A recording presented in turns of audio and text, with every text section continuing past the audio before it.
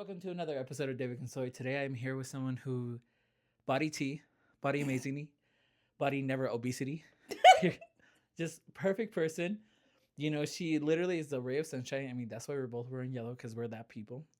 She's gonna be attorney general in like literally 3 years. Just watch, because she likes to skip everything in life.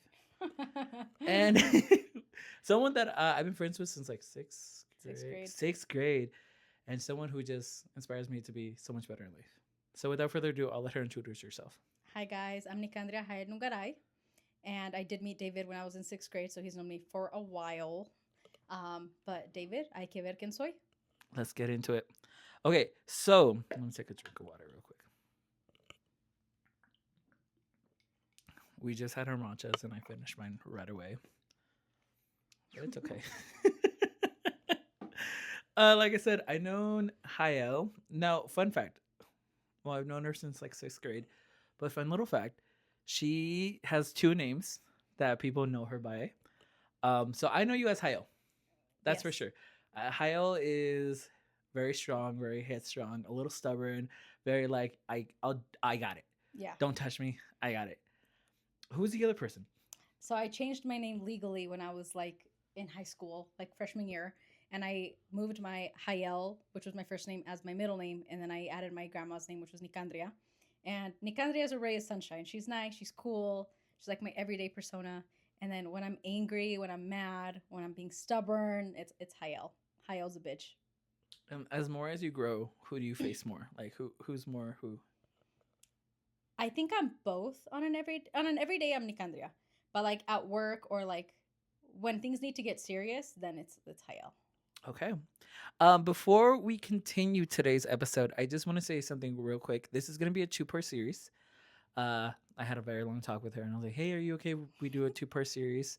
On my last episode, I said that I took a break from like all of this. I even took a break from social media. I stopped posting. Like I really did. I took a minute where I was just like, I need a breather because I was working 40 hours a week. On top of that, I was recording episodes, editing episodes. I was going to the gym, meal prepping, and like everyone's like, "Oh, that's not hard." It's hard when you're trying to focus on yourself It is. and try to create a business or any kind of potential. It is. It kills you. I deactivated for 2 days and I was a changed woman. Literally. I went back right away, but I was a changed woman.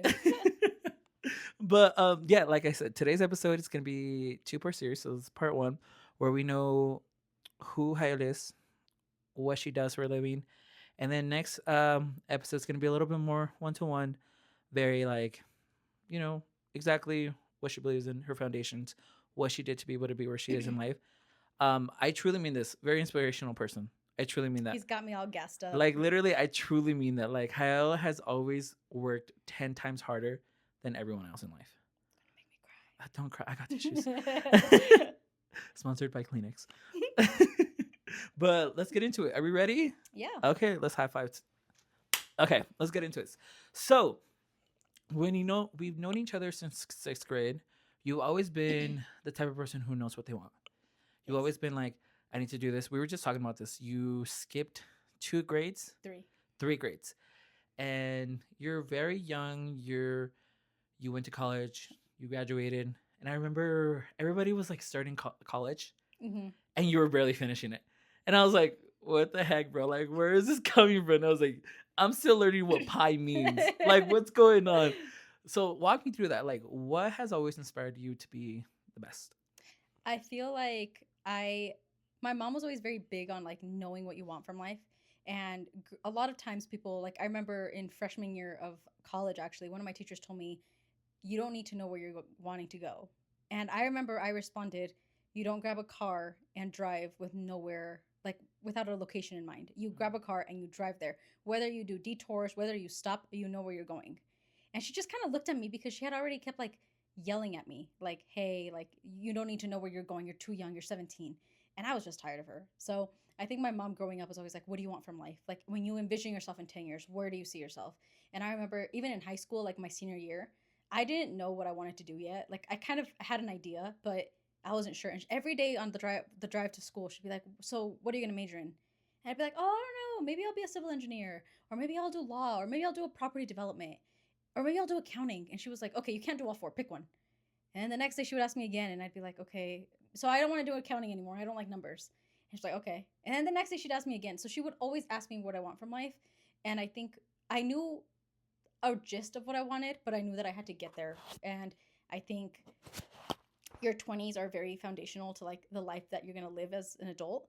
And I wanted to kind of get done with school super early on so that I can just kind of start my foundation before I get married, before I have kids, so that I kind of know where my future's like headed towards. So I've always been hearing that. You know, I saw this post, and I always say this on my pod, like a very while ago. It said no one stresses out more than a 19 to 25-year-old thinking that they're behind in life. Was there ever a moment where you're like, I'm so behind? All the time. I think that I always felt Which is like surprising because you were in college at 17 years old. it felt so it was I feel like it was a combination of like I felt ahead of my peers because like everybody like again I had skipped that year in high school. So when I was graduating high school, my friends were juniors. Or even in college, when I was graduating college, my incoming class was still juniors. And then when I was graduating law school, my incoming class was a year behind me. So right now I've had a year out of school and they just graduated. And so it wasn't a bad thing, but I always felt like ahead of my incoming class, but behind my graduating class because I would always enter with a group of people and then graduate with a different type of people. So it was kind of lonely in a way, but I didn't mind it. I also think that like in college, we were all the same kind of like age. I was always younger, but then when I would jump in classes, I was the youngest one. And these people were engaged or doing in college, it wasn't that big. But like in law school, my peers were 26 years old. No way. I was the youngest in my incoming class. You finished law school though. I did finish law school. And how old are you? 23. Clock it. So I did finish, but it was weird because I went into law school and you could just tell I felt like I was so young. And again, I still live with my mom, and Mexican parents were like, you can't go out, you can't do this. So my friends would be like, well, we're gonna go to the bar. And I would be like, well, I don't drink. And they'd be like, well, you could just come in with us. And I was like, I don't have an ID. Like, I'm 20. Do you have a fake ID? And I was like, no, I don't have a fake ID. And so they would go, and I felt young because they were like 23 years old, 24. Some of them were married, some of them had kids, some of them were engaged, some of them had their own house. And they would just like go out and like not ask permission. And I'd be like, I live in a dorm room. I can't. I live in a dorm room. What do Literally. you mean? I'm a child. So I think in that way I felt behind. Even Did you right do now. college here? I did. I did undergrad and law school at DU. Wow. Oh, you got money. You got money. Did we do scholarships? I did. I got a full ride for. Oh, she got money like that. I always heard DU is for the rich people and CU is for the people who think that they're smart. And I was like laughing so hard at that. I'm just like, DU is expensive for It's no crazy. reason. For no crazy reason. expensive. But I But did it's a like beautiful it. campus. I loved it. I It's really like Beautiful. had a passion for going to DU when I was younger. Mhm. So I liked it. And But what I love about DU is that it's connected to like 3 other schools. no, that's CU. CU, is okay. the one on Evans and Literally, University. that's what I'm thinking of. Because I literally went to Metro the other day and I was like, there should be 3 schools here. And I was like, Metro, blah, blah. Yeah, blah. it's Metro, CU, and then CCD. Yeah. Really? Mhm. I thought it was CCA. Uh-huh. CCA is in Aurora. I know. That's why I was like, why is it not here? What's going on? No, but so you just mentioned that you've always felt kind of like not off, but like you always felt like you were in this mold. Did you ever feel like maybe I should have just taken a year off, or maybe I should have just because you like have you ever felt like alone? I think it was lonely because I was always so like double overloading in credits. Mhm. Like in high school, one of my summers, the summer that I was trying to skip. So my sophomore summer, I was at home taking a full year of English and math in 8 weeks or 13, 8 weeks, I think. And so I was just there, and I remember I didn't have time for anything. And I remember in college, I had actually entered a year with a year of college credit because in senior year I was overloading again. And so that was easy. College was great. I loved college. But then in law school, I just didn't have time to make any friends. My first year, so in law school, I don't know if you know this, but the first year you cannot like fast track. So you do 15 credits in the fall and 15 credits in the spring.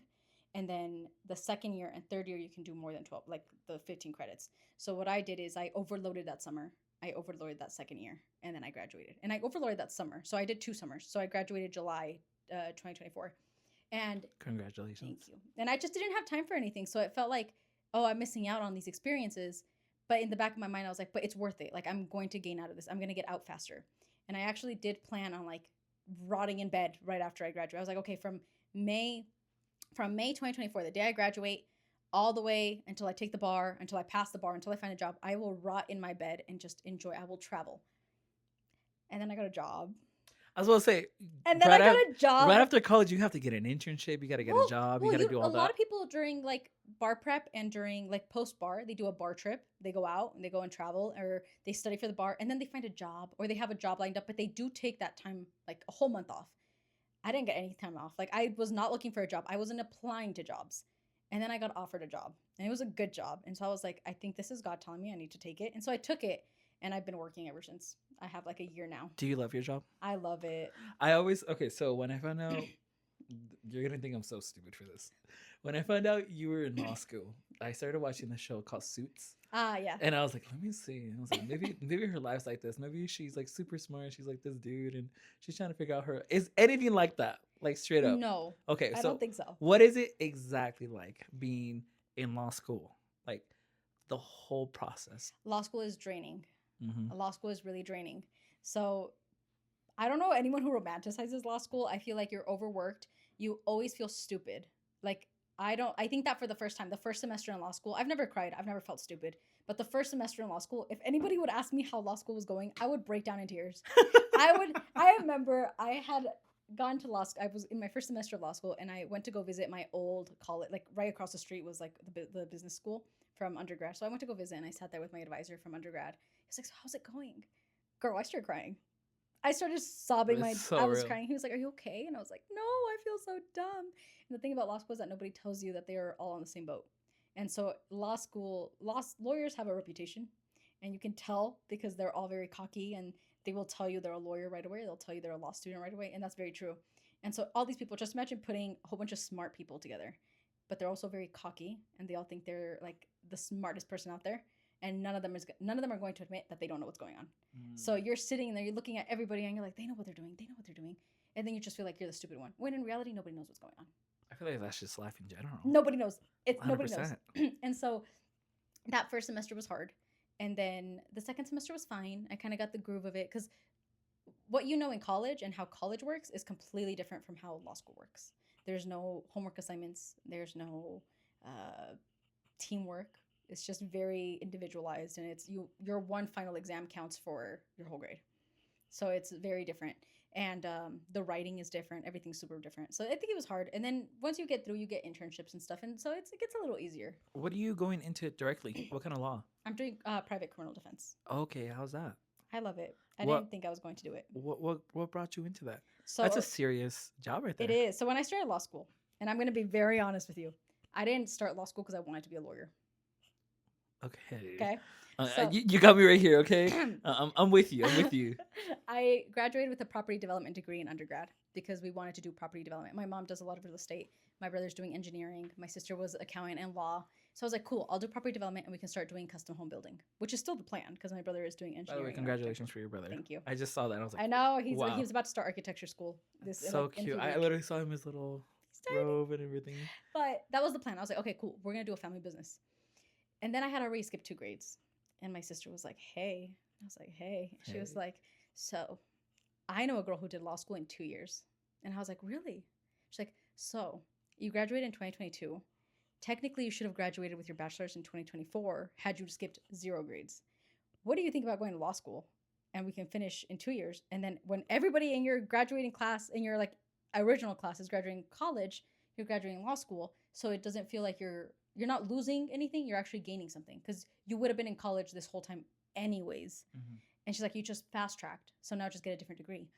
And I was like, but I don't want to do law. I don't want to do that. And she was like, but even if you don't practice law, like having a law degree opens so many doors. 100%. And she was like, and it changes the way you think. And I was like, okay, cool. And I if my sister says jump, I jump. So I was like, cool, okay, I'm gonna do it. So we got in, and my sister created a whole degree plan for me. And I remember the first semester of law school, I was like, I don't like this. I don't want to do law. I don't want to do law. I like construction. I want to do property development. And I was like, cool, I'm gonna do real estate law then. And I'm gonna tell you one thing, real estate law is very boring. I'm never gonna do that. No way. It's so boring. It takes all the fun out of construction. So I was like, okay, I don't like this. And then after the first semester, I was like, I actually really like this. I love law. I want to be a lawyer so bad. So then I was like, but I don't know what type of law. Then I was like, I think I might do family law. And that was like kind of what I was like going for, because I didn't want to do big law because I wanted to open my own firm. I hate working for other people. So I was like, okay, something I can open my own firm. And then I was like, ah. And then I remember I said, I'm never doing criminal defense ever. That's like the one thing I refuse to do. And then I did wills and estates, and I was like, I love this. By the time I graduated law school, I had no idea what I was gonna do. I was like, I think I'm gonna stick to wills and estates. I can write wills. I love it. I think we're good. And then I got offered a job at a criminal defense firm with a sole proprietor, and I was like, okay, I guess I'm gonna take it. I guess we'll take it. And my mom was like, are you sure? Like, you don't even like that? And I was like, look, mom, they offered me the job. I didn't even apply. I just showed up to translate, and they offered me a job, and I was like, that's a sign. And it was only like 4 blocks away from the place we were moving. So I got a job offer. I graduated in May. I got a job offer late May, and the beginning of June, we all moved to downtown on 16th Street. And this job is on 16th and Stout. So I was like, okay, cool. They're like, you can start the day that you move houses. And I was like, okay. And so I was like, I think this is a sign. I think I'm going to take it. And then I realized I loved it. And I not only do I love the environment, but I love the law. I think. Wait, so you never did? I was gonna ask you this. You never did the whole interview process. No. Wow. No, Okay. that's why I said Okay. like I like to say que like me cayó en las manos. Like that's Literally. literally what it was. I remember a family friend had called my mom and was like, "Can you guys come and translate?" And this is actually very stupid of us, but I was like, "Yeah, we'll go translate." So I show up, and we don't tell it. So my job is like 2 firms. It's a lawyer, a sole proprietor, and then a private investigator. They work separately, but they've worked together for 40 years. So for a lot of the cases, they work together, but they also have their own firms and their own jobs. Okay. So it's just 2 old men that are in their 70s, and they're really cool. It's Love a John that. and a Chuck. Love I that. love John and Chuck. And so we show up, and I'm like, oh yeah, somos primas, y quién sabe qué. And so I just start translating, and she's like, don't tell them you're a lawyer. Just don't say that. Because obviously, like, when lawyers hear about other lawyers, they're like, okay, this is like weird, like, get out of here. And so I didn't say that there were law. I was just asking questions about the discovery. And then the investigator was like, you would be such a good lawyer. And I was like, thank you. Yeah. Thank you. I was thinking about going to there, but I don't know. Literally said, I was like, I think that's my goal. I'm at DU doing property development. And he's like, okay. And he just kept complimenting me. I was like, okay, cool. So then I didn't see him after that. He asked for my name. I wrote it down because he was going to call me and send me information on the case. And then I see him at court like 2 days, 3 days later. And then I remember I sat next to him. And honestly, don't lie to a private investigator. But I sat down and he was like, so, congratulations on graduating law school early. Girl, Bro. I was sitting in front of the like on the first row of the courthouse at the it wasn't the sentencing. I think it was a preliminary hearing or whatever. I was sitting there and I was like, yeah, Thank yeah, you. thank you. He's like, yeah, I searched you up on Facebook, and I have my graduation post pinned. Oh my So I was like, goodness. yeah. He was like, so yeah, you're gonna be a really good lawyer. And I was like, yeah.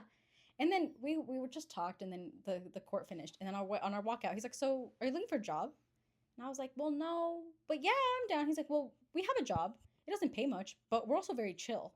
It's 5 hours a day, 5 days a week, so it's full time, but technically part time. And it's just us. And I was like, okay, yeah. So he was like, give me your number, I'll call you. And so I wasn't even in the car when he called me. He was like, do you want to come in just for like to meet Chuck, like the lawyer? He's like, it's not like a formal interview, but you want to just come in? I walked in there, so I showed up like the next week. I show up, I do the interview. It wasn't an interview. It was just him saying, oh, hi, nice to meet you. So what do you want to do with your life? And I was like, cool. I don't know what type of law. And they were like, yeah, you got the job.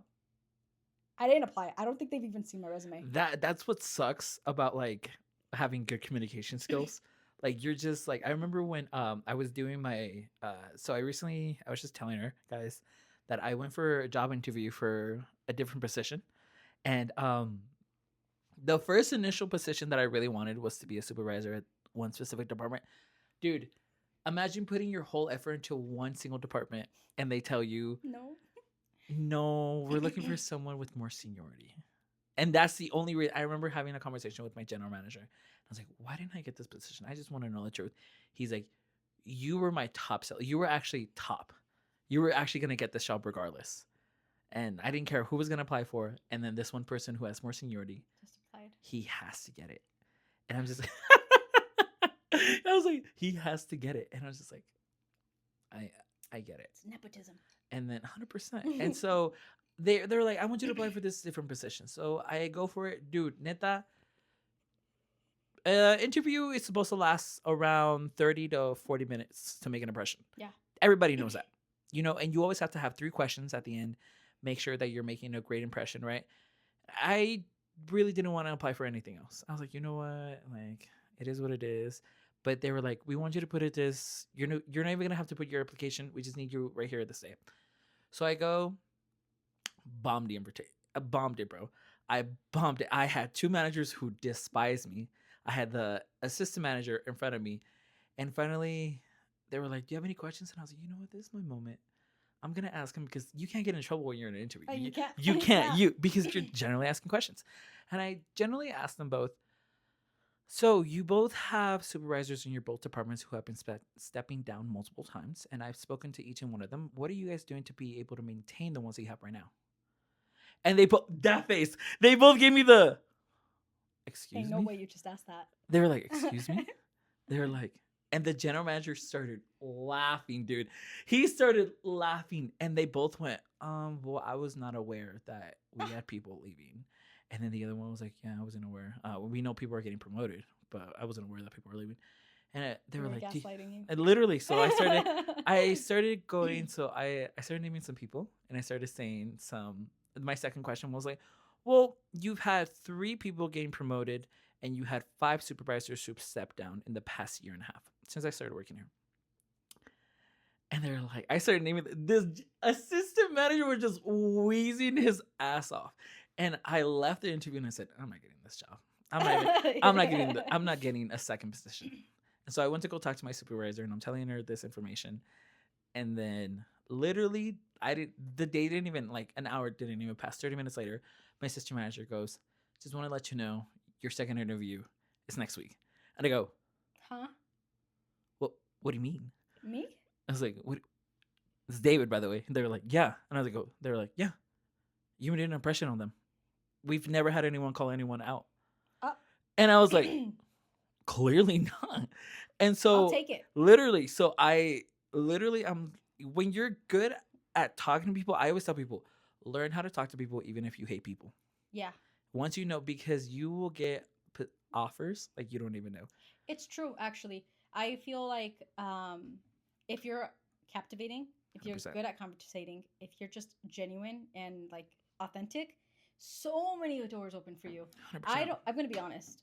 When you apply to a law job or like an interview, you have to show up in such a getup, like in a very, very professional getup. Oh, I've seen you look great, by the way. Thank you. You look don't want to great. know what I wore to that like interview with my boss. What did you I wear? wore sandals and like a short dress, like right here. It was like a summer dress, and Oh it just my- was like a V cut. I didn't have an ounce of makeup on. That's real. I had my hair straightened, That's and I real. just showed up. I show up to work less dressed than this. I like because and I get the professionalism aspect of it. So when I go to court, you look nicer, you dress nicer. Are you business casual at your work or I've, you're I've, worse? I've gone to I've gone in sweats sometimes. Oh, we love that. I've had very depressing days and they just kind of look at me and they're like, but I feel like nobody like I know that like professionalism is something that you need to have, right? You 100%. need to wear something professional. But I don't think people care as much as people make it out to be. 100%. Because Because I've never had anybody yeah. coming out. Even okay, so I applied to HUD, so the Fair Housing Department, okay, Urban Housing. That was my first internship, externship in law school. okay. And What's an externship, What is that? I have no idea, but there's a difference. Okay, I There's was a about difference. that. Okay, I don't know, but Okay. all I know is that law school is a scam because you pay for these credits, so you work for free oh all summer for credits that you're paying the school for. wow. So I did that. So That's business at its top tier. yeah. That's so, business at its top tier. So my first year of law school, after the first first episode, the first what is it? First semester. After the first semester, people start applying so quick to these externships. Like January 1st, they are applying for the summer. I didn't apply until like late May, March. And so people were like, "Do you have an externship?" And I was like, "No, I'm going to Italy. I'm taking classes in Italy." But I still needed 6 more credits because I was taking 6 in Italy and I was overloading. So I needed 6 more in externship. Like, "Are you not worried?" And I was like, "No." Yeah, I was really scared. So I was like, okay, I called my sister. I was like, I don't know. I don't have the best grades. What am I going to do? Nobody's going to hire me. And she was like, it's okay. Just start cold calling, cold emailing. So I did. I got my That resume. works. I got my That resume. works, I got my 100%. cover letter and I started cold emailing every firm I could that I thought would 100%. hire me. But I wasn't reaching for big law. I was reaching for sole proprietors. And then I looked at fair housing and I was like, wait, I love real estate. So I was like, cool, let's do that. And I emailed the main guy at the housing place. He emailed me. He's like, "Can we set up a call?" And I was like, "Oh my god!" They had already finished like interviews. So he gives me a call and he starts off by saying, "By the way, you're already hired, but I have to formally give you an interview." Girl, I've never spoken to this man before. I literally just sent him an email about how passionate I was about like landlord tenant law. Fake it to you. That's what I keep telling you. fake it And I was very till you'll passionate about make it. But I was like, wow. And so I feel like, yes, professionalism, grades, all these things do get you far. But I've seen people with like the lousiest grades. I know a guy in law school, and he is one of the smartest people I know. Like, genuinely, he's so smart. He's a great BSer, but he's also captivating. Like, you just want to talk and talk and talk to him. 100%. And he had lousy grades because he didn't prioritize law school like the way that people do. He cared about it, but it wasn't his life. He prioritized his husband, he prioritized his traveling, his own life. And I loved that. I was like, you're just like me for real. But he's gotten really good job offers. He's so smart and he doesn't have the grades for it. And I was like, you know what? That's just like proof that you don't need to be a straight A student. I feel like nowadays though, people don't want to look at what's because on paper you can BS it, straight up. You can BS it on paper. You can be the worst person on paper, but once people start seeing your actions, start seeing how you talk. Because I remember when I first went in for this job that I have. Do you know what my interviewer said? After like 3 months, no, 2 months later, she was like, you want to hear something funny? And I go like, from you, sure. And then she goes, I honestly thought you were bullshitting us when you came for your interview. And I go, why? She goes like, well, you came in with this is what I okay, mind you, this is No. this job sucks when I first started working here. But you know, I really needed a job. I was desperate. 2024, I started without a job. Straight up. Had $15 in my bank account. Period. I just needed any kind of job in life. So I applied for this job. I went in as if it was a top tier level entry 6-figure job. I dressed really nice. I came in with a cover letter. I came in with the resume. And then I gave them to her. And then she was like, you know you're pushing carts, right? And I go like, yeah, but I needed a job. I was like, look, I'm very hardworking. I really need this job. I'm desperate. You guys have by the way, the job that I work at, great freaking benefits. And I mean, the best benefits because they give you shares once you start working there. Oh, period. They give you shares. I think they give you 10 shares. And then they tell you how to invest them. So I'm learning how to invest right now. Okay, which period. is like so boring. So boring to invest. I'm not gonna, but we're doing great. We're doing great. And I remember 2 months later, she was like, we honestly all betted that you were gonna leave in your 90 days. And she's like, but you are by far one of the best workers we've ever had. It's all about impressions. It's literally how you, because she literally said, we thought you were bullshitting us because you were telling us, everyone says, oh, I'm a great worker. Everyone says this. But once you start showing us, wow. Like, amazing. But quick question. I just want to switch the topic just a little bit. Being such a high achiever, was it ever hard for you to make, because you're always switching jobs and all that, you didn't even go to college with your friends. Has it ever been hard for you to make new friends in your life? No, I think Okay. I have a hard time making like I have a lot of acquaintances. Okay. So I know a lot of people, but I don't have close friends. I struggle with Okay. making close friends, but I think it's because I don't prioritize them. And it's not because I'm graduating earlier because I'm doing stuff, but it's because well, actually no, I think it's because I'm so caught up on my own stuff sometimes that I am a lousy friend. I will admit that. I forgot my friend's birthday the other day and I felt so bad, really bad, but I feel like I have like maybe like 3 really close friends, but I have a lot of friends that I like. I have close friends, and then I have friends, and then I have acquaintances. And so in college and law school, I made up a lot of acquaintances. Where if I see them in the street, I'm like, oh hi, like they don't hate me, but I like them. And in college, I made a lot of friends that like I'm attending my friend's white coat ceremony next week. We don't hang out on the like very often, but like she's invited my stuff, I'm invited her stuff because we're close. And then I have like those really really close friends where they know all of my juicy secrets and all my stuff like that. And I think those friends are the ones that I made. Like one day, I just like was like, I like you. We're gonna be friends, and I just kind of hold on to them. Um, but I think it was mainly because I just get so caught up that like I saw this TikTok recently that like to have a village, like the I don't know if you've seen it. It's like the something about village is inconvenience, or I don't know if you've seen it. It's I like, have not. to have a village, you have to have inconvenience in your life. Like you don't always want to go to these things, but you have to go. You have to Okay. show up for other people so that they show up for you. Oh, okay. I see what you mean. You know what? Okay, yeah. I watched it and I scrolled past it because I was like, I don't want to hear it. I don't want to hear it. I don't tell if I don't know what it is. I'm not gonna like. It's reflect so on it. real. But they're right. The more you cancel, the more you don't show up for people. They don't show up for you.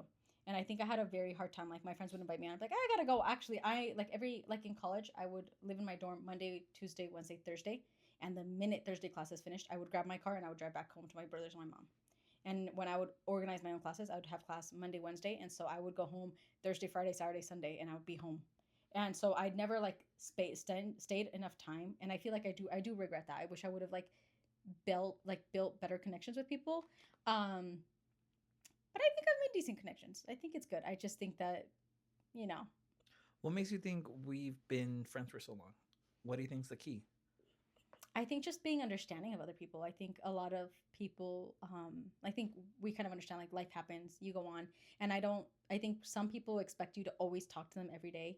And if you don't talk to them, you don't love them. But I feel like it is okay to be a low maintenance friend. I know some people are super controversial about it. It's okay to be low maintenance. It's Yeah, okay. you're on the little controversial side lately. Not gonna bring that up right now. We'll, Oh! we'll talk about that later. But no, it is like I'm a very low maintenance friend. If you don't want to hang out with me, that's fine. If you have your own life going on, I have friends that I haven't seen in 2 years, and if they called me up right now, I would love them. I have like Kiana and Us. Maya. I haven't spoken to them like in years. And I just talked to Maya the other But day. That's when crazy. when something in my life happens, they both reach out. When they have an accomplishment, we all reach out. And it's just kind of like acknowledging those big like sad moments, happy moments, accomplishments. I haven't talked to Kiana in She so just got long. engaged. I know. I just saw that, and I was gonna text her congratulations, but I've been You everywhere. should. They're so cute. And so it's just acknowledging that. And I think that's why I like social media because it lets you It keeps you stay. connected. It keeps you connected, even if you're not like an everyday friend. 100%. And I think that's good. And I love that because, like you said, So I haven't seen Hayel since I graduated sophomore year. So I haven't seen you for a minute. So I Yeah. haven't seen you since I was like 16, Yeah, which is like crazy. And now we're hanging out. We're both in our 20s. I know. I'm old. Ugh. My knee cracked the other day while I was picking the pen. And I was like, damn. You're like, oh. But I feel like that's so true. I love just, even now, if I don't talk to people, I love staying in good terms. Yes, and I think that matters a lot 100%. because I've had people that I don't talk to, but I feel like everybody knows that if you reach out and you have a question, I will answer it. I don't even have to like you. If you ask me a question, I'm gonna answer it, and I think it's because like, si no me cuesta nada, like helping you out, I'm going to help you out. 100%. And I feel like a lot of people are like gatekeepy. They're like, oh, I don't want to help. I don't even know you. You don't even like me. And I hold grudges really bad. So as long as you're not on that grudge list, we're good. But I've had people like, I haven't spoken to them in like 10 years, 15 years. And I'm like, hey. And I'm like, they have a legal question for me. And they do. They do. And I'm like, hey, I'll answer it. What's up? But I feel like it's just keeping that open communication where people feel comfortable to come talk to you. I feel like that goes a long way. And what I love about us is that when I texted her, it's like nothing happened. Like we have, like, if we were just talking yesterday. And what I love is that I'm not gonna say too much into it. Recently, she had a little emergency in life. I'm not gonna lie, she did have a little emergency in life. We rescheduled 4 times, I know, we did. and usually, I had someone say, "You know, if someone reschedules on you, stop calling them. Stop doing that." And I was like, "No, I know her heart.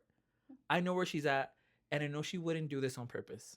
I definitely would know if I did not want it because she'll tell me straight up, no, I really don't want to do this. I don't have the time for this." And then I remember this one time, I forgot to call you to text you, and I was like, I hope she remembers that we have this thing. So she was like, "Can I call you?" And I was like, "Oh, yeah." I was at work, by the way. I was like, "Yeah." So she tells me this, and I straight up did not take it to heart. I hope you know that I did not take it to heart. I literally said, "Dude, do not worry about it. We could always reschedule. If it's the 15th time, I do not care how many times we reschedule. Take the time you have and focus on what you need in life." And I remember when you told me that, I went straight home and I started praying. I was like, "God, just protect her, give her clarity." And I told my mom, and my mom was like, who? And then I go like, "You remember that friend whose mom had a bunch of real estates like around the world?" And she was like, "That girl." And she was like, "Yeah." And then she's like, she's like, "The really pretty one." And I go like, "Yes." Stop. So I showed her this picture. I don't know if you remember this picture. We were in McDonald's, and it was me, Kiana. You showed her that picture? Yeah, I had to know show her what that you're picture talking because she didn't remember. She didn't remember you with brown hair. She Ah. did not remember you with brown hair. So I showed her the picture, and then she's like, "Oh yeah, I remember she's really sweet. She's really nice. Stop. So we all got serious, and I started texting my friends, and I was like, dude, I have a friend of mine, super close. I lied to them straight up. I was like, I have a friend super close, like we've been friends for like 15,000 years. I was like, I just need you guys to pray over her. And so we had a community, like literally when I say this, I do not hold grudges in life. I am way too grown. Life is way too short for me to say I hate someone. That's true. And I literally just and I didn't stop texting her after that. I literally said, hey, how are you doing? Are you okay? And then she would keep me updated, and I try to respond as fast as I could. And I was like, how are you feeling? How you doing? And all I wanted you to learn was that even though we don't talk that much, I wanted you to be okay. Stop. You know, don't cry because the tissues are right there. No, I'm just kidding. If you need a tissue, go right ahead. But that's the type of, and we were just talking about it. She was like, why the podcast? And I was just telling her, I want people to feel like they have a voice, and I want Yeah. people to know that we're all in the same things. I've had people who were in their early 30s. I've had people who are barely starting their 20s on this podcast. And one of my favorite things that someone has always said is that wherever you are in life, you have someone to connect to. Yeah. And I just love that because like literally I didn't know what to say to you. I was like, That sucks, bro. I was like, sheesh. I was like, good for you. Oh, not good for Not you, good but for like, you. but like, no. And I really hope that You I was. stay safe. I was like, I really hope that I was there. You were. You know, and I really didn't know. I feel like all you could give somebody is just an open ear. Yeah, honestly. And but yeah, I just wanted to let you know Thank you. that you're very strong. Um, being now, this is a real question that I like to ask people um who are Latino or minority. Being a minority, going into a field that is mostly white men. Yep. Do you ever get overlooked? Don't cancel me. I feel like I've never thought about it. And I think I get that it's like the colorism thing. And so obviously, if I looked different, you would feel it. I feel like everyone has their own experiences with it. Mhm. But I think, in a way, if you're not looking for it, you won't even notice it. I've Okay. never noticed if someone looked at me wrong because I'm not actively looking for it. Or I don't think you're looking for it. I think that's the wrong word. But I'm not like paying attention to that. Like I'm there because I earned my spot. I'm here. I did the work. My ethnicity has like nothing to do with it. What about your gender? I don't know. I don't think I've ever been taken not serious. I know that a lot of people like in law have been like they'll be like, "Oh, I'm an attorney," and they're like, "Oh no, you mean like a paralegal?" But I've never had anyone disrespect me like that.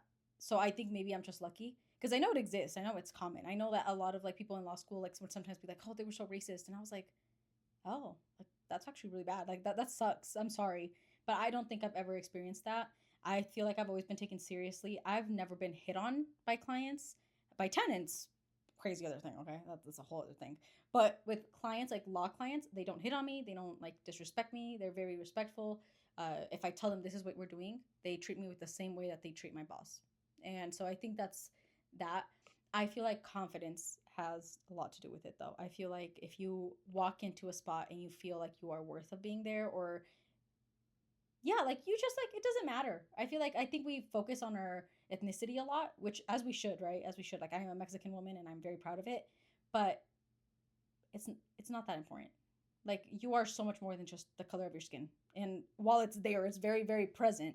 I feel like when someone's talking to you or someone like in any of these settings, you are who you are. Your ethnicity doesn't make you better. It doesn't make you worse. It doesn't make you disadvantaged. And even if it does, just don't acknowledge it. I have a question. Don't cancel me. Oh. This is a real question. Do you think you're white passing? I hate this question. Okay. I feel like people don't know the definition of white passing. Okay. I feel like I will not like ignore the fact that if you put me and a Mexican that's darker than me with darker hair, people are automatically going to look at the person that's a little bit darker.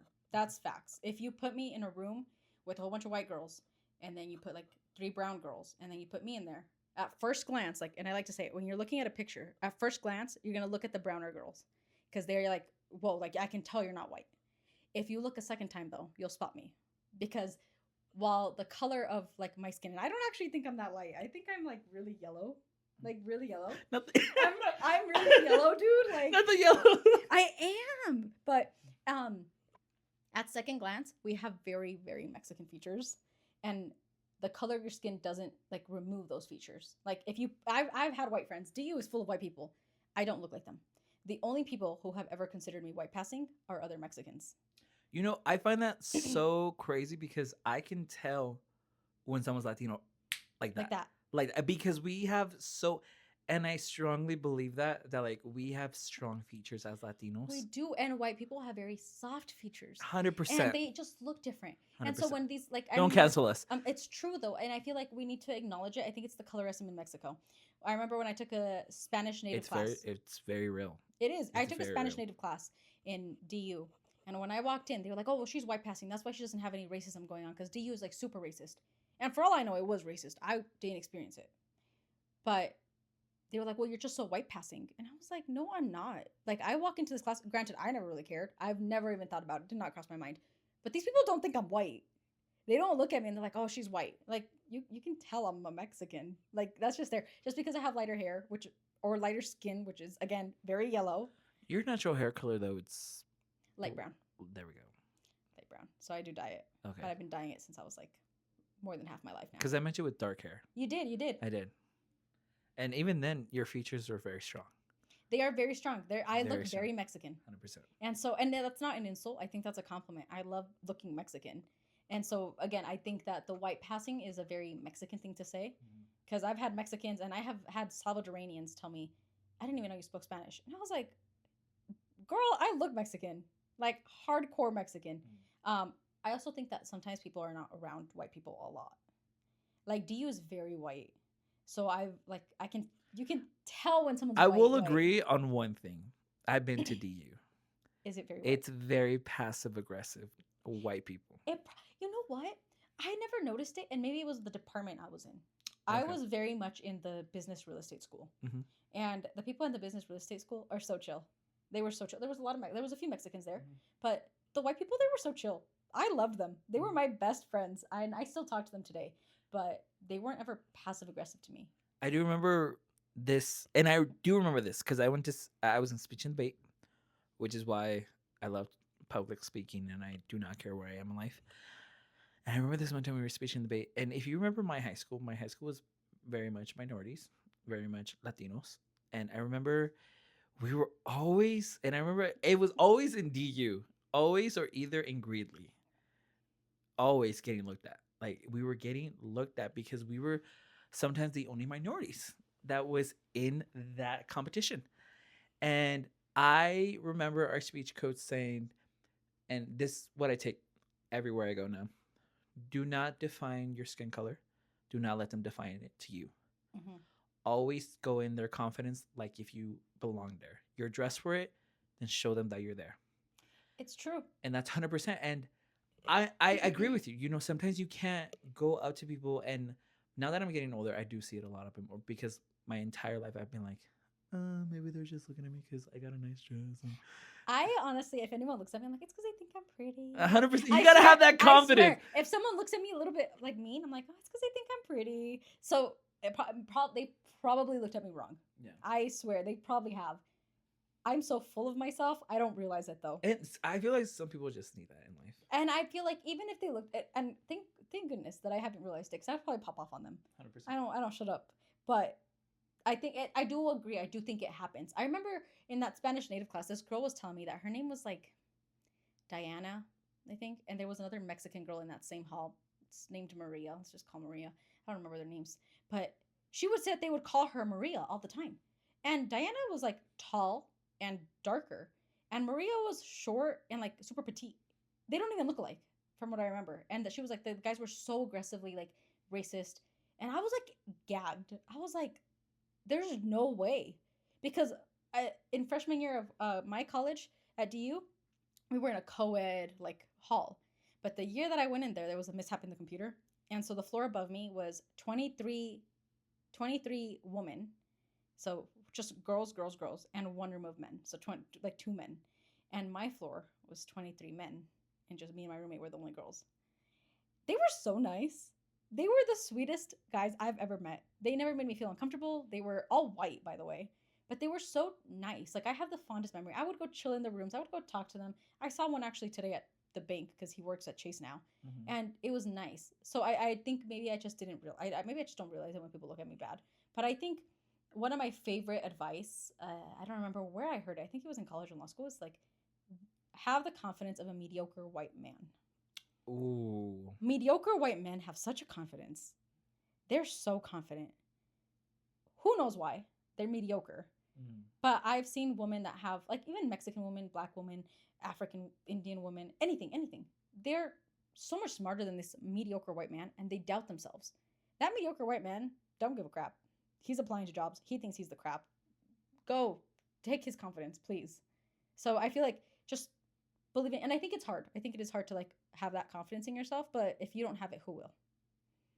And it's like, and I say this a lot, if you're not proud of yourself, if you're not happy with yourself, if you don't think you're pretty, if you don't think you're smart, why would anybody else think that of you? So if you don't, like, you have to believe all these things first, and then people will automatically believe it. Like, fake it till you make it, genuinely. 100%. If you were talking to 16-year-old Hayel right now, and imagine she's about to graduate in 1 year, what would you tell her? Straight up. You have one sentence just to tell her. Don't gain weight. Please. Don't Don't gain weight. Please. Okay, on a serious note, that would be my first thing. That would be my very, very first thing. I'd probably tell her not to dye her hair blonde. That was a mistake. That was an era. I was heartbroken. That was an era. I got my heart broken, and I was like, blonde hair. And then I fried my hair off. But let me see. 16-year-old me. 16-year-old me. Oh my goodness. What would 16-year-old me like to hear?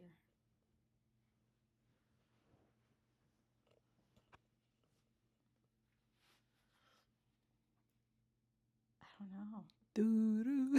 Just kidding. I don't know. What would I tell myself? Probably don't get in a relationship.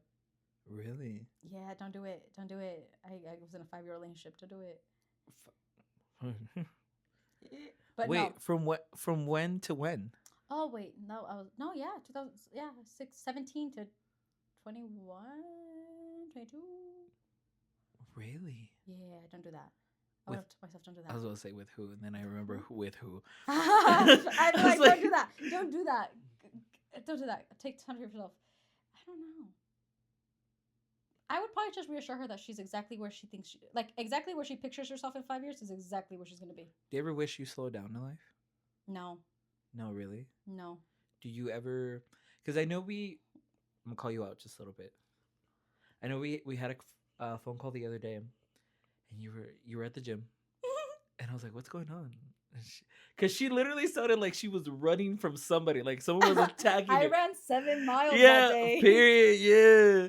And I remember hearing her, and I was like, do I need to call 911? I was like, what's going on? I have asthma in my head. Literally. And then out of nowhere, she's like, I don't. Do you mind if I say this? Go for it. Okay. She's like, I just don't know how to express my emotions. Yeah. Do you ever feel like you have so much in life that you just ignore your emotions? Yes. How do you keep yourself from burning out? I feel like I'm not allowed to burn out, which is a very bad thing. But it's like, wow. I have like this goal. My end goal was like at least until law school, and I think that's why after law school I was like, oh my god, what am I gonna do with my life?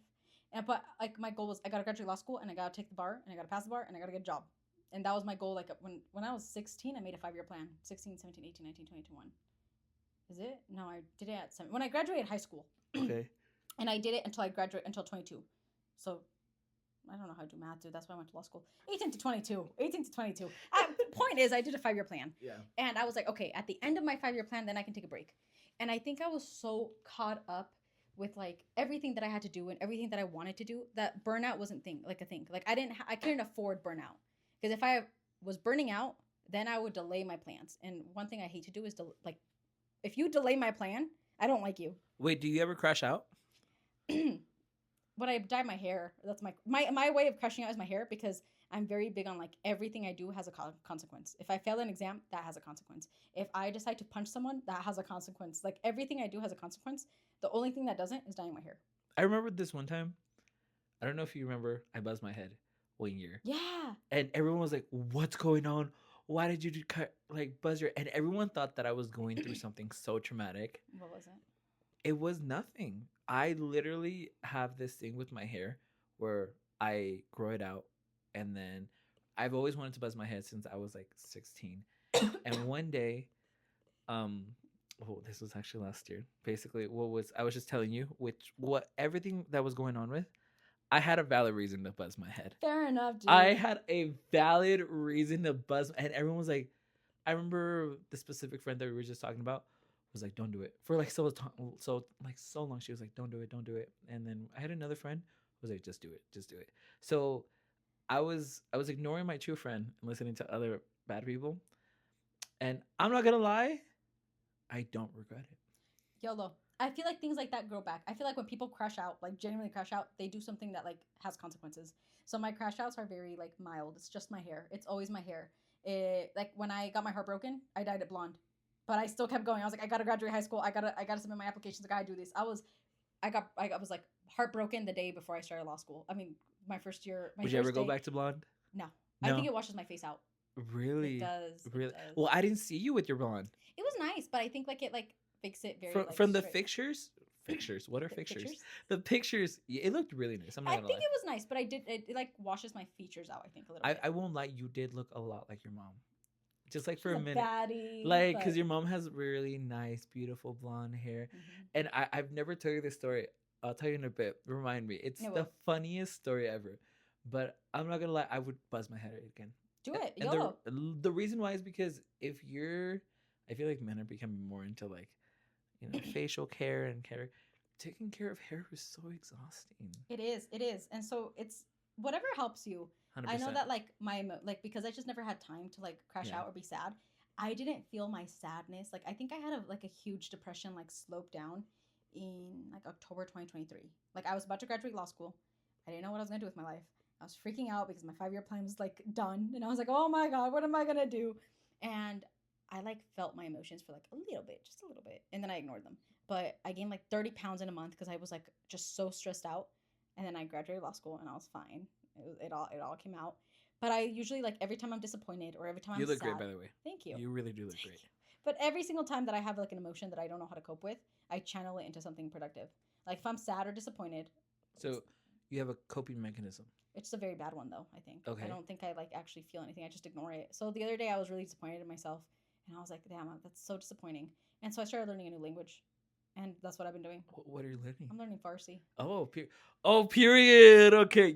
I think I was just telling her because my niece is actually, her dad is from Afghanistan, Mhm. so she's a half Afghani, and she knows Farsi, so she'll teach me some words and now and then. I'm like, how do you say? And I'll be asking her the dumbest. How do you say this in Farsi? She's like, there's no word like that. We don't cuss. And I was like, I know you lying. You lying straight to my when face. I learn them, I'll let you know. Thank you. But You. no, that's what I did. I was like, I don't know. And then somebody was like, "Are you learning a new language because you can't cope with the fact that you failed something?" And I was like, Wow. "Why are you like?" Wait, can I call you out real quick? Well, yeah. Okay, so I can cut this out if you want. Okay, go for it. I'll cut it off if you want. So the reason I ask if you ever slow down is because it seems like you have the time to be able to say, once I'm done with this, I'll take some time off. But something comes up into your tables and you're like, well, I have to take this opportunity. And so you're like, okay, once I'm done with this, I'll take some time. And then another thing. So truly I ask, when will you say enough is enough? I don't know. Was that a good question? No, it was or a good question. It's okay. true though because like after law school, I was like, I'm gonna take my time off, and yeah, I had even told my mom, I don't want to work. I want to rot. I'm tired. I'm like my brain is fried. And then I got the job, and it was a great job. So I was like, I gotta take it. When is another opportunity gonna like this come up, right? And I don't know. I feel like. But I get bored when I stop. Like No, I don't know how to. I The thing understand. is, like I don't know how to cope with like silence. I feel like it's the. I don't want to say this, but I'm gonna say this. I feel like it's the Latino in us. Yeah. Like we grew up with Mexican parents who, my mom, when this whole anxiety and depression wasn't a thing. Yeah, it it's not. was not a thing. So when my mom would get, and I know now what overstimulation means now. Now that I'm looking back at my childhood, I was like, well, I think my mom was overstimulated because she Okay. would deep clean the house even though it's already cleaned. She would cook and she would do all this, and like that's how I started learning until recently. I started going to therapy. I started learning the reason you can't be still is because you feel like you're not doing enough in life. Yes, and I feel like that's what it feels like.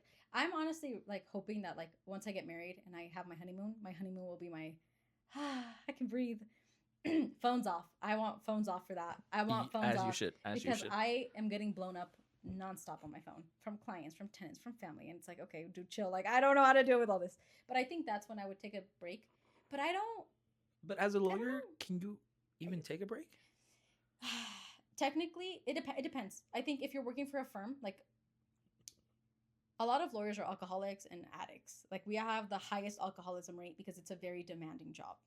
I don't drink, so thankfully I'm out of that. But I think that when you're working for a firm, you are billing hours, like just billables, billables, billables. If you're trying to become partner, it's billing, it's billing. You don't have a life. There's big law firms here in Colorado, in Denver, that have rooms with beds in it, so the attorneys can go and sleep there for a little few hours, like a 4 hour like power nap, get up and start back to work. Like it is insane, and that is not something that I believe in. I don't believe in like my life is not work. Like everything I do it out of joy. I like working law. I like dealing with tenants. Those are things that bring me joy, even if it's a job. And I, yes, these people probably get paid like $250,000. I'm not worth $250,000. Sorry, I actually value my free time. My free time of rotting, my free Mm. time of spending time with my mom, with my husband that I don't have yet, but with my kids, like those are things that I value. And so that's why I like the job that I have. I don't have kids and I don't have a husband, I was about to say, but I I was will like, one you day. better clarify that right No, now. I'm gonna have one Okay, in the okay. future. Let's say that. That's in my 10-year plan right now. But But let me ask you this. We were recently just talking about addiction and how you don't know how that functions. And the more I'm hearing you talk, I feel like you do have an addiction. I think your addiction is being able to keep going. I do. I'm very like my one of my friends says that I have so much things that she doesn't know how I work in chaos. Like I can have 100 things happening at once and I can fix every single one. 100%. And I think I'm just good at like something that's like chaotic does not like it doesn't phase me. I'm Do good. you have ADHD? I don't know. I've never been diagnosed, but if I have, I don't think I need meds. I think I'm doing just fine without them. I feel like that's what somebody who says. my friend's like, you should go get like tested, and I was like, why? I've done just fine without any meds until now. I think I'm good, but I don't know. Are you scared that one day you're actually gonna? I don't want to ruin your vibe. No, you good? You good? Do you ever feel like you're gonna get to one day where you're like, whoa, I need to slow down? Are you scared for that one day? No. I think if I was doing things that weren't to my benefit, maybe.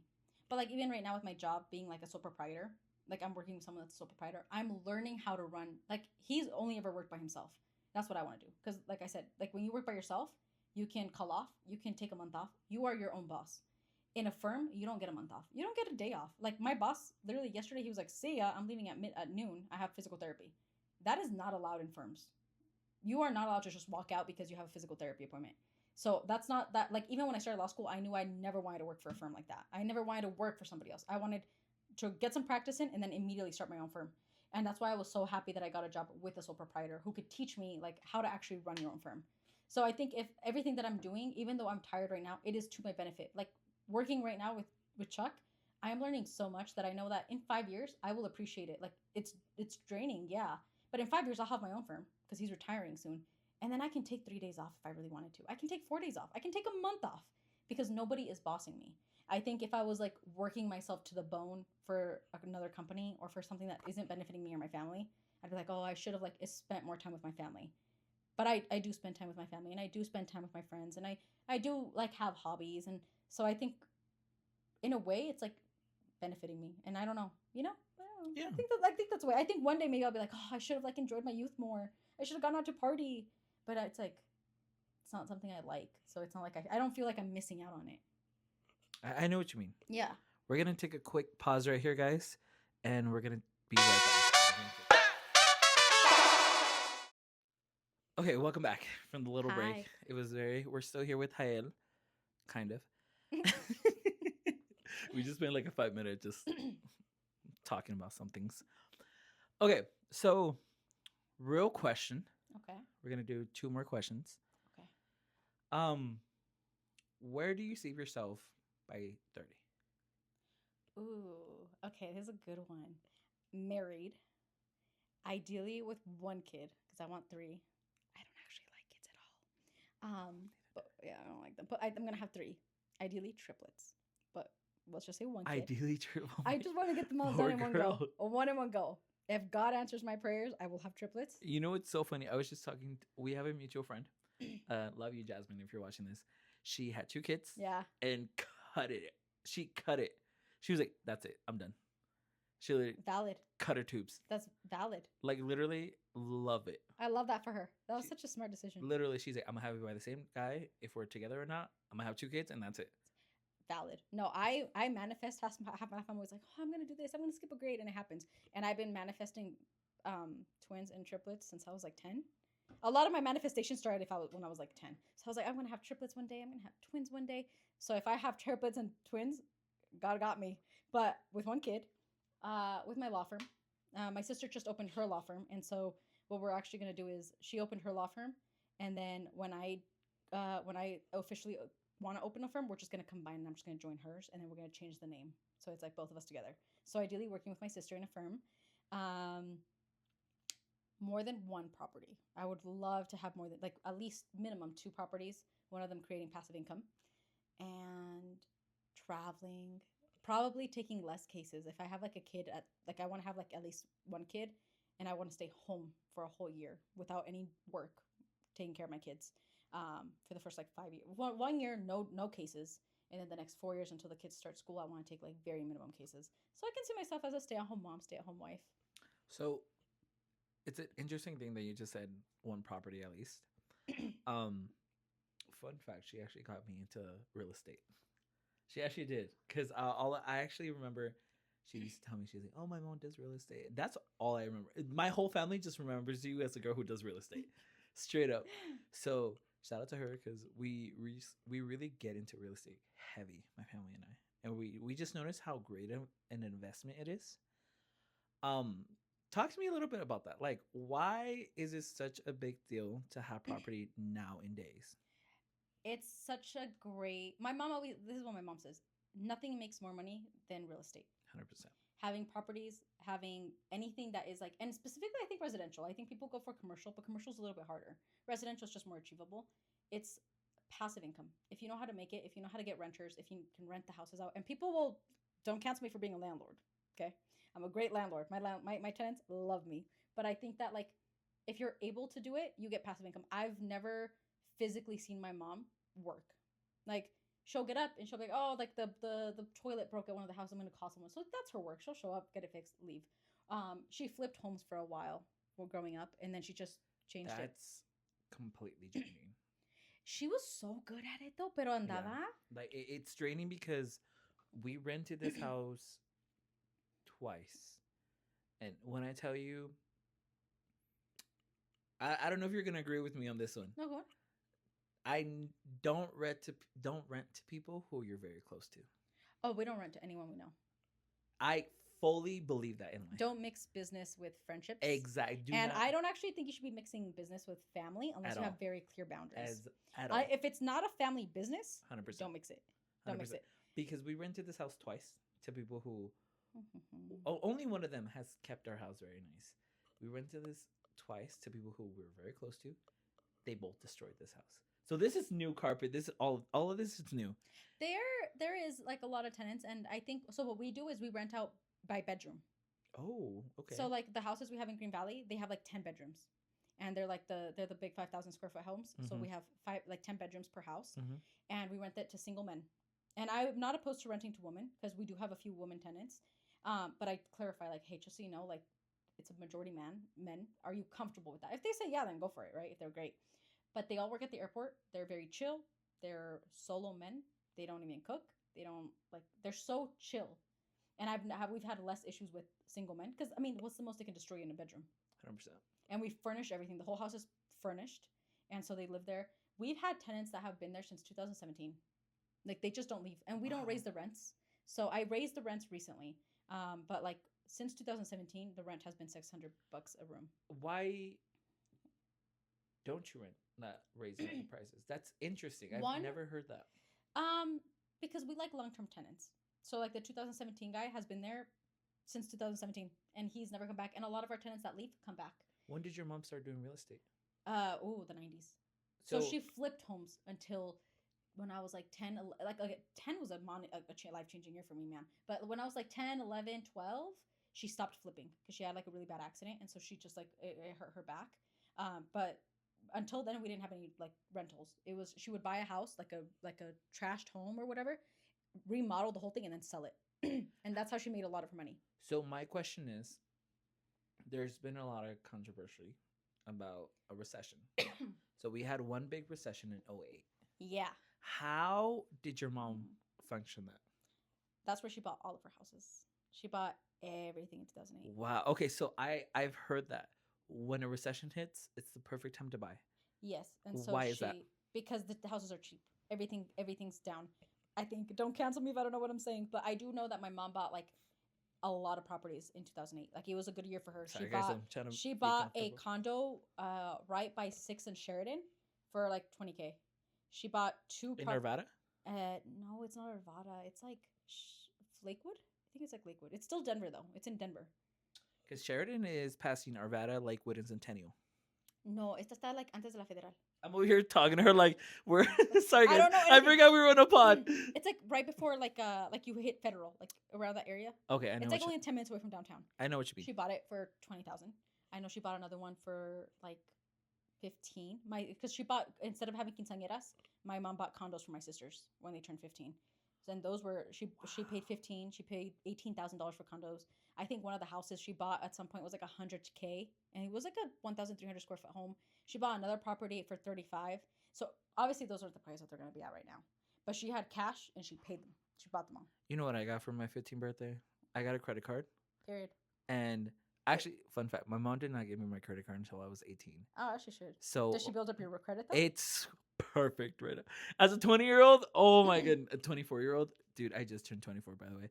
And dude, I'm just telling you, I always say to people, we're getting to the business side. I always tell people, if you have a kid, don't give them money. No. Don't do all that. What I recommend, I love with my parents, and then I hated it at the time. They gave me a credit card, but they did not give it to me until, and I'm not gonna lie, I did mess up my credit a little bit. It happens. When I turned 18, because I didn't know like what it's hard. It's a credit card. Like, what do you do with it? Oh, you can buy whatever you want and then pay it later. And then finally, when I ruined my credit, I was like, ooh, okay, now I see what's going on. You gotta, just because you get a credit card, you also have to teach your kids how to use it. Yeah. And I remember my mom, what she did was she let me figure it out, tough love, and then she helped me out. She's like, you see what's going on? And so Por eso no te la di a los 15 años. it's like, it's okay. My first credit card I got like last year, and I didn't mess up my credit, but I got like debt in my credit card. It's not a lot, but my brother's like, "Why would you get a Southwest credit card?" And I'm just sitting there like, the Southwest is so real. That's so real. He's like, my brother's younger than me. He's like, why didn't you just ask my mom which one? I was like, because I wanted to be a big girl. And now I'm like, now I'm stuck with the Southwest credit card that I need to pay out and just get over with. But I love that you live and you learn. You live and learn, you learn. But what's your best advice in finance? Oh, people are not gonna like this. But making money requires hard work and it requires a lot of discipline. I see a lot of people who are like, oh, es que no tengo dinero, or like even like young kids are like, oh, I don't have any savings, or I don't have any of this. But then you see them at a club all the time, or you see them like going out to eat. Cuando no tienes dinero, you don't got money. That means you don't have money for McDonald's, you don't have money for Burger King, you don't have money for a beer. You save your money. And I think that financially, it's not about right now. I think we're so stuck on the present. You need to think about the future. Like, do you have retirement plans? Do you have a 401k? What is your plan financially? What are you going to do for the rest of your life? If you haven't noticed, I'm very future oriented. But 100%. I think you need to think you also need to have savings. You need to have some sort of savings at some point. Because being broke isn't cute. And being like dumb in money is not like, it's not good. Like people flex on it. Oh, it's because I'm just so dumb with money. Learn. Do you believe in it's hard? How do I say this? So I recently had this conversation with my supervisor because at the moment I'm not getting paid enough, and that's full true, and that's why I'm busting my ass. for a new, like, I do not go out. I don't know if you remember this when I was in like 2 years ago. I kept posting that I was going out. I was, yeah, woo. Now I'm just like, I'm at home, either doing another podcast, Don't invite me up. literally going, like, literally either going to church, going to the gym, whatever I'm doing. I hang out more with my mom than I do ever in my life. Do you believe when people say it's hard out here and I'm living paycheck to paycheck, even though they're trying to save, they're trying to invest? Yes, I do think people do struggle. I think that is like a reality. I think people do live paycheck to paycheck. I think I will never like I will always like acknowledge my privilege. That's something that I've always acknowledged. I think that the fact that people live paycheck to paycheck is so crazy to me, but it's also a very real reality for people. Like that is just how it is. And I think it's hard to save when you're constantly drowning. 100%. That's true. I think this newer generation needs to be a little bit wiser. And I'm not saying our like the parents in the past generation wasn't. I think they just had harder luck. Honestly, they were here without no like English and generally like Are it's you hard. are you first gen? I am first gen. Oh, I see that. I didn't know that. I am a first gen, and so I think that our parents' generation definitely struggled in a new country. But I think as like first gen, you have a privilege your parents didn't, and there's no reason you should be worse off than your parents. I feel like our parents' generation were so hard workers. Like generally, if you probably ask any of them who struggled with money, you'd be like, "Oh, cuando no tenía dinero, like what did you guys do?" And they're gonna tell you, "Oh, I really, really wanted a McDonald's burger and I couldn't afford it, so I didn't eat it." Like that's how it is. I sacrificed it. I didn't. I did not have the extra dollar to buy it, so I didn't. Versus in this generation, I feel like it's so easy to be like, "Oh, well, I'll just put it on a credit card," or "Yeah, I'll just go do it." Like no, like Credit has ruined credit is ruining. That's our not your our money. mentality on how we It's should not live it. in life. And I think it's like the bare minimum. Like the least you could do is like think a little bit more. And again, I will acknowledge it's hard when you're living paycheck to paycheck, but save $10. If you get into a little habit of saving a little bit, and again, I say this as someone who's never had to do this, so my logic may be skewed. I will admit that right now. But I think if you save $10, if you save $5, I don't know, save Little by little. little by little, or Do you believe in investing in yourself? yes. Okay. So if I think when you look good, when you feel good, you do good. And I think so like don't like skimp out on like getting your eyebrows done to save $10. Like no, get your eyebrows done in this day. Do I think paying $80 per nail is a little excessive? I think that's insane. No offense. Because But I'm looking at your nose.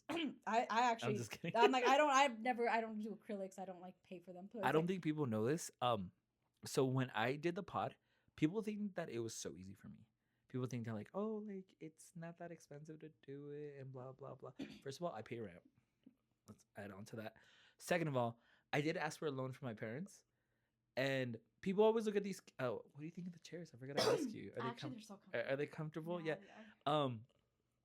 It took me so long to find these chairs because if you're doing this for an hour or two, you don't want your co-host to be like, Yeah. uncomfortable, and then it, like, I'm not gonna lie, it took a pretty penny to buy these and then make this entire room happen. A lot of people think I was like, oh, it's like $5 or it builds up. It really do. Do you? And I really wanted to get into this. This might be my last question. I really wanted to get into this. You have your little photography. You have your little hobbies. Do you say that you put a lot of money into it or more effort into it? When I started off, I didn't put a lot of money into it actually. I already had a camera. I didn't know how to work the camera. I was like, YOLO, we're gonna start. And I was editing on my phone, actually. Like, That's what I've been doing I've lately. been editing on my phone. And then as time progressed, I was like, okay, we're gonna buy an iPad. So that was my sister's and I's first investment. We invested in 2 backdrops at the time. Now we have a lot of backdrops. I'm like, oh, I'm addicted to buying them. But I bought an iPad and then I bought a lens. And then when I realized that we were picking up, I was like, okay, let's buy a new camera.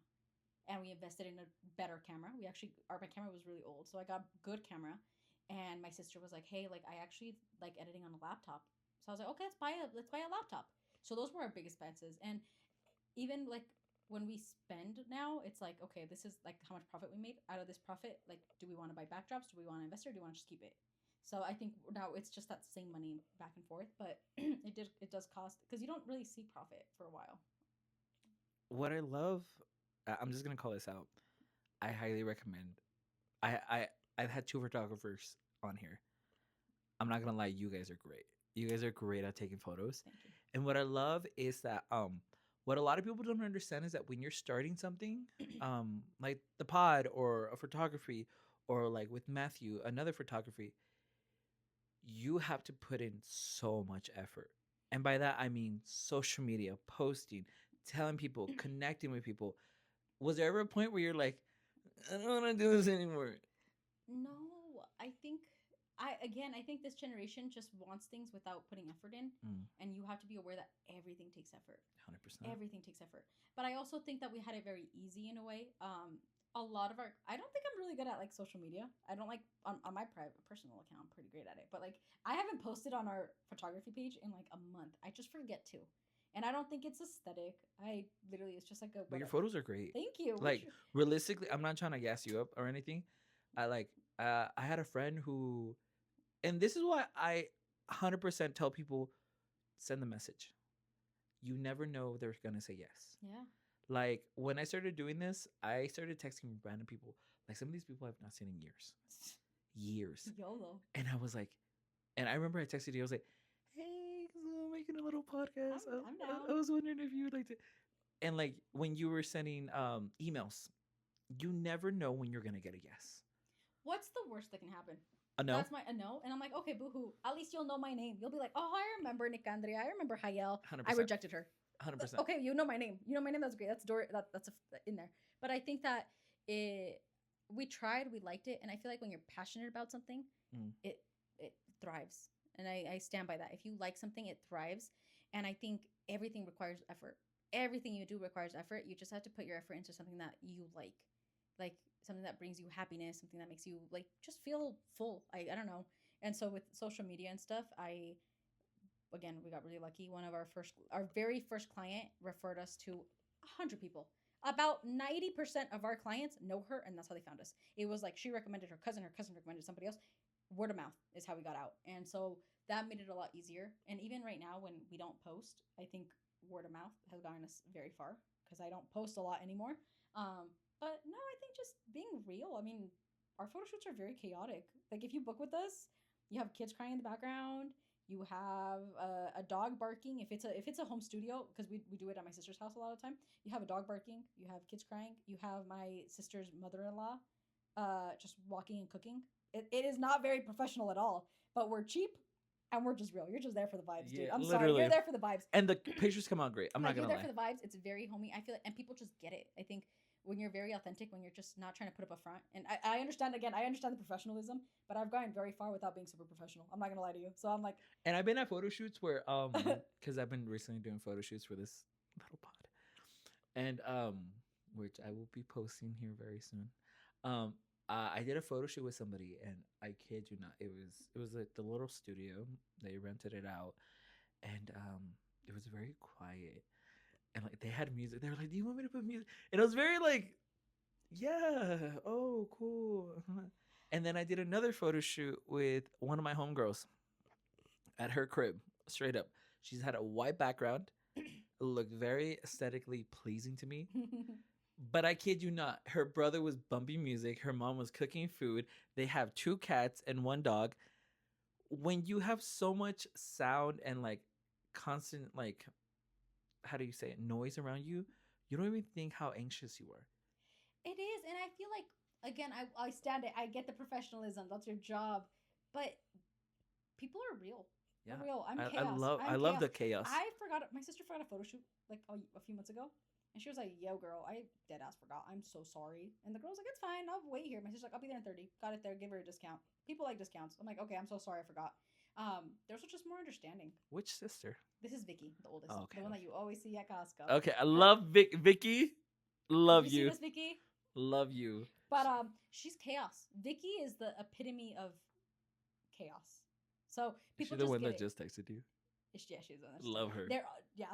Love her. They're just so. I just like it. Like things happen. People are real. There's life happens, and so I don't feel like I have to always be professional. Like yo, I just got be like, hey yo, I just got broken up with. I can't take your photo shoot. And I'd be like, oh my god, I'm so sorry. You're okay. We'll reschedule. That's just I'm not. That's heartbroken. us straight But up. literally, just like it's okay. And I feel like people need to be more understanding and more compassionate. Again, I will be more professional as a lawyer. Don't let this like cancel me, but yeah, I don't know. I like it. I feel like people like it. I also don't think we're super expensive because We're not that professional. You really are. Like we're so affordable. Like our Straight up. milestone sessions are $25. Straight up. $25, and I'm like, and I also think it's because we think that I don't think photography is a luxury. I know that photographers are going to cancel me for that, but it's not. I think everyone deserves photos. Just because you're a broke teenage mom doesn't mean you don't deserve photos of your baby. That's real. It's true. I've That's seen so so many real. moms that like don't have the money, and photographers are so expensive, as they should be, right? But that doesn't mean they don't deserve photos. I don't think just because you don't have like $3,000 to spend on a wedding photographer doesn't mean you don't deserve photos of your special day. I remember I had a client that had a wedding, like she had a little elopement, and she asked me for pricing, and it was cheap. I didn't charge too much. I think he said 300. But she didn't book me, and then I found out she did get married, and I felt so bad. I was like, girl, if you were on a budget, you should have told me. I would have taken them for free. And she was like, wait, really? And I was like, yeah.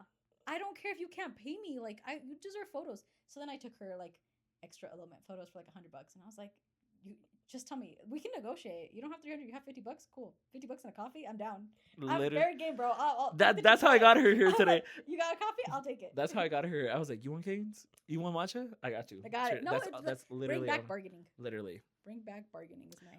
But last thing before we close out, I always like to ask everybody, and I know you're gonna be listening to this episode and be like, wait, why didn't you ask her about this? And I thought your whole podcast was wait for part 2, guys. Wait for part 2. For any 20-year-old, 19-year-old who really wants to invest, who really wants to create something in their lives, what is your number one advice?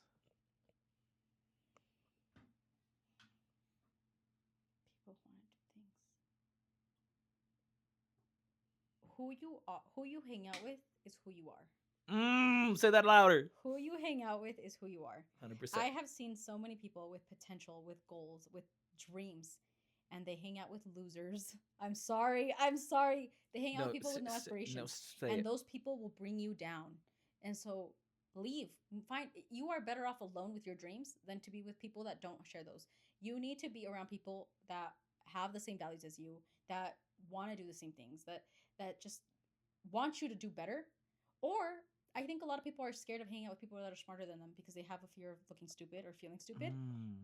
You will learn. If you are only around smart people, you learn from them. 100%. And I'd rather be the dumbest in a room full of smart people than the smartest in a room full of dumb people. I always say, if you have 4 dumb friends, you're gonna be the You're fifth. the number 5th. You're number 5. You're gonna be number So hang 5th. out with people that push you. And that doesn't mean that, like, people are very well rounded. Just because somebody parties doesn't make them stupid. Just because they didn't go to college doesn't make them stupid. You learn from every single one of them. Did she just call me smart? No, yeah, everybody's smart. I've learned from everyone I've met. Even if it's something small, I'm like, hey, that person taught me something. And so just hang out with people that have the same goals as you in a way. It doesn't have to be the same exact goal, but something that, as long as they're working towards something, they'll push you up. So I think just hang around them. And honestly, cold call, cold email, hang out with people, ask questions, and I think just step out of your comfort zone. Nice. Yeah. I really like this episode. Me too. It's gonna be a little long, but it's okay. Okay, no pasa nada. okay. No I'm just a pasa nada. yapper. I'm just a No yapper. pas- I'm sorry. No, I love it. It's just like that. No pasa nada. No pasa nada, oiga. But part 1, thank you so much for being here. And we'll see you guys next week. Like I always say, if this Monday sucked, next Monday is going to be freaking amazing. But you got to manifest what you want. You got to manifest what you need. You got to pray for what you need and want. Don't care what you believe in. Just remember to plant your foundation. Bye, guys.